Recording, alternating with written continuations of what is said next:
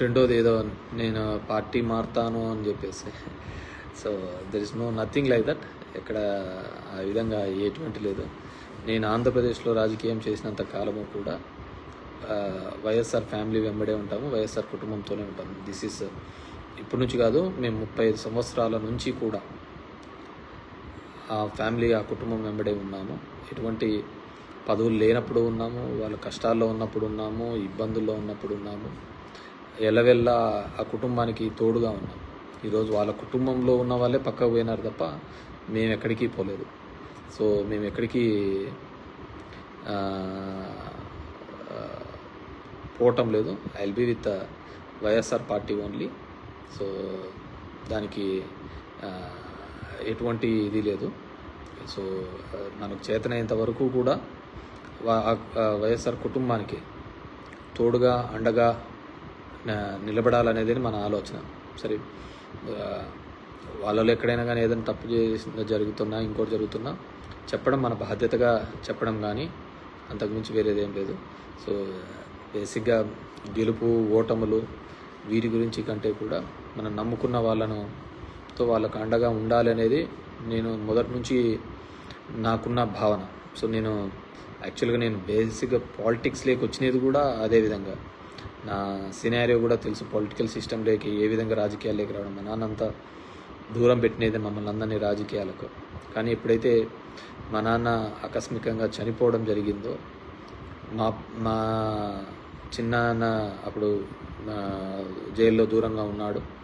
అలాంటి సందర్భంలోనే మా వర్గానికి, మా గుంపుకు ఎటువంటి హాని జరగకూడదు, ఉండకూడదు అనే ఉద్దేశంతోనే నేను తిమ్మంపల్లిలో కానీ అప్పుడు రాజకీయంగా కానీ అక్కడే ఉండాల్సిన పరిస్థితి. లేకుంటే నేనేమేదో మోజుపడో లేకుంటే ఇంకో దాని మీద పడో నేనేమి రాజకీయాల్లోకి వచ్చినది కాదు. ఆ రోజు మా వర్గం కోసము, మా వాళ్ళ కోసము, మా మనుషుల కోసం, మమ్మల్ని నమ్ముకున్న వాళ్ళ కోసము నేను రాజకీయాల్లోకి రావడం చెప్పింది. ఈరోజు కూడా అంతే. మేము వైఎస్ఆర్ కుటుంబాన్ని నమ్ముకున్నాం. సో మంచైనా చెడైనా వాళ్ళతోనే సేల్ అవుతుంటాం తప్ప ఇంకా వేరే ఆలోచన అంటూ ఏంది ఉండదు. బేసిక్గా ఇప్పుడు జరగాల్సిన ప్రక్షాళన అంతా కూడా ముందు మన సైడు జరగాలి. ప్రక్షాళన మన పార్టీ సైడు, మన పార్టీలో ఉన్న వాళ్ళ దగ్గర నుంచి ప్రక్షాళన. ఎందుకంటే తిన్నింటి వాసాలు లెక్కబెట్టే దరిద్రమే ఎక్కువగా ఉంది. ఇక్కడే అనుభవించి, ఇక్కడే సంపాదించి నిందలు వేసి వెళ్ళిపోయే వాళ్ళే ఎక్కువగా తయారైనారు. సో కాబట్టి ముందు ఇది ఫిల్టర్ చేసుకుంటే శత్రువుతో పోరాడచ్చు. సో ముందు మన దగ్గర ఉన్న ఎదవల్ని తరిమి కొట్టి, మన దగ్గర ఉన్న మోసం చేసే వాళ్ళను తరిమి కొట్టిన తర్వాతనే మనము శత్రువు మీద ఈజీగా కొట్లాడచ్చు. సో ఎందుకంటే ఇప్పుడు నేను నా అబ్జర్వేషన్లో బాగా నేను గమనిస్తున్న విషయం, ఎన్నో ఏండ్లుగా ఉండి మనల్ని నమ్ముకొని బాగుపడి ఉంటారు, లాభపడి ఉంటారు. ఎవడైతే బాగుపడి ఉంటాడో, ఎవడైతే లాభపడి ఉంటాడో, ఎవడైతే దొంగవి చేసుకుంటాడో ఇట్లాంటి వాళ్ళే భయపడి తొందరగా పోతూ ఉంటారు అనమాట, తట్టుకోలేక. మనం అన్నీ పర్ఫెక్ట్గా ఉన్నామనుకో ఎటువంటి దానికి భయపడక్కర్లేదు. సరే, కొన్ని ఇబ్బందులు అనేది తప్పవులే, ఖచ్చితంగా మన మీద కొన్ని ఇబ్బందులు పెట్టే కార్యక్రమం చేస్తూ ఉంటారు. అలాంటివి చేసినప్పుడు కూడా మనం గట్టిగా నిలదొక్కుని నిలబడితేనే మన కెపాసిటీస్ పెరుగుతూ ఉంటాయి. మనము సమస్య ఉంది కదా అని అటువైపు బెండ్ అయినామనుకో ఇంకేముంటుంది, నీ యొక్క నువ్వు ఎంత స్టేబుల్, ఎంత స్టాండర్డ్ అనేది ఎవరికి అర్థం కాదు కదా. సో నేను మొదటి నుంచి అంతే, మనం ఎప్పుడైతే క్లిష్టమైన పరిస్థితులలో ఉన్నామో అట్ దట్ టైమే మనము ఖచ్చితంగా టఫ్గా నిలబడాలి. మనం నమ్ముకున్న వాళ్ళ కోసం నిలబడాలి, మన నమ్మిన సిద్ధాంతం కోసం నిలబడాలి. సో ఏదైనా కానీ ముందు పార్టీలో ప్రక్షాళన చేసే దిశగా కూడా జగన్మోహన్ రెడ్డి గారు ఆలోచించి ముందు ఆ కార్యక్రమం చేస్తారని అనుకుంటున్నాను. ఎందుకంటే అది అయిందనుకో మిగతాది ఆటోమేటిక్గా నమ్మకస్తుల్ని ముందు పెట్టుకుంటే తర్వాత మిగతా వాళ్ళతో మనం ఎప్పుడైనా యుద్ధం చేయొచ్చు, ఆ యుద్ధం ఎప్పుడైనా జయించవచ్చు. సో ఎందుకంటే నాకు అనుభవంలో ఈ ఎలక్షన్స్ నాకు పెద్ద లెసన్స్. నేను 2014లో ఓడిపోయినా కానీ, 9లో గెలిచి 14లో ఓడిపోయినా కానీ నాకు అంతగా అనిపించలేదు. కానీ ఈ 24 ఎలక్షన్స్ చాలా మటుకు నా వల్ల బాగుపడిన వాళ్ళు ఏదో ఒక నింద చేసి తప్పించుకొని పోవడమో లేకుంటే వేరే చూడండి నాకు నిజంగా ఇది జరిగింది. సో నిజంగా బాధించబడ్డాను. సో ఇలాంటి గాడిదల కోసమే మనం ఇంతగా చేసినది. అని నా దగ్గర ఉన్న కొంతమంది నాయకుల్లో చేసిన పనికి బాధించబడడం జరిగింది. End of the day we have to see public దానిలోకి మనం మంచా ఇది మంచా అనేది రాబోయే 4 ఏళ్లలో తేలుతుంది. End of the day elections రూపంలో. కానీ ఐ రిక్వెస్ట్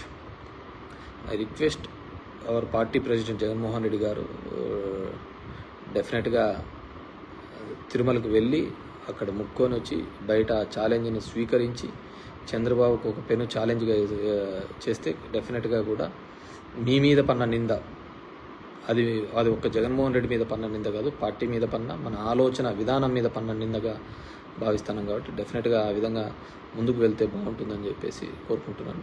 అండ్ ఎందుకంటే మనం ఈ 10 ఏళ్లలో మనం భరించినది, మనం చేసింది చెప్పుకోలేకపోయినా చెప్పింది చేసినది ఎవడే కానీ ఈ దేశ చరిత్రలో రాజకీయాల్లో ఎవరే కానీ చెప్పిన హామీల కోసం, మేనిఫెస్టోల కోసం పరితపించిన వాడు, పనిచేసిన వాడు ఎవడు లేడు, ఒక జగన్మోహన్ రెడ్డి. డెఫినెట్గా కానీ మామూలుగా అందరికీ అదేదో చెప్తున్నాను కదా, నిజం నోరు దాటే లోపల అబద్ధం ఊరంతా చుట్టేసుకొని వచ్చింది, కొంపంతా కొల్లేరు చేసింది. సో డెఫినెట్గా we are hoping for the best in the గవర్నమెంట్లో కానీ ఏది. సో అనవసరమైన నిందలు, రూమర్స్ కూడా నమ్మద్దని చెప్పేసి ప్రజలకు అందరికీ విజ్ఞప్తి చేస్తున్నాను. అండ్ ఆఫీసర్స్ విషయంలో కూడా ఐ రిక్వెస్ట్, ఇప్పుడు కొంతమంది అత్యుత్సాహం చేసిన గుడ్ లుక్స్ కోసమో, పోస్టింగ్స్ కోసమో డెఫినెట్గా అందరూ సఫర్ అవుతారు. ఇది ఉదయం ఏ విధంగా వస్తుందనో రాత్రి ఆ విధంగా వస్తుంది. రాత్రి ఉంటే మళ్ళీ పొద్దున్నే ఉదయం వస్తుంటుంది. ఈ స్టేట్లో నాకు అర్థమైనది ఏంటి అంటే, ప్రజలకు సాటిస్ఫాక్షన్ లెవెల్స్ బాగా ఇదైపోయినాయి.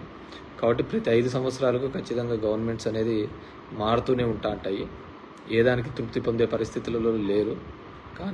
కాబట్టి అవన్నిటినీ కూడా రెక్టిఫై చేసుకునే పద్ధతిలో చూసుకుంటాం. ఏ విధంగా చెప్పిన హామీల మేరకు ఏ విధంగా ఆయన నిలబడతాడో, లేదు డబ్బులు లేవు అని చెప్పేసి ఏ విధంగా తప్పించుకుంటాడో. యాజ్ ఎ సెడ్, ఒక సంవత్సరం వరకు కూడా నేనైతే పథకాల గురించి దీని గురించి మాట్లాడాను. 1 year తర్వాత ఖచ్చితంగా ప్రజాక్షేత్రంలో నిలబడే, ప్రజలకు అండగా నిలబడి చెప్పిన హామీలు ఏంటివి, వాళ్ళకు రావాల్సిన ఇది అని చెప్పేసి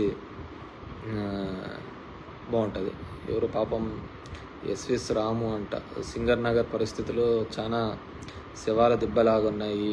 సెంట్రల్ విజయవాడ మీరు చూసి డిబేట్ పెడితే బాగుంటుంది అని అంటున్నారు.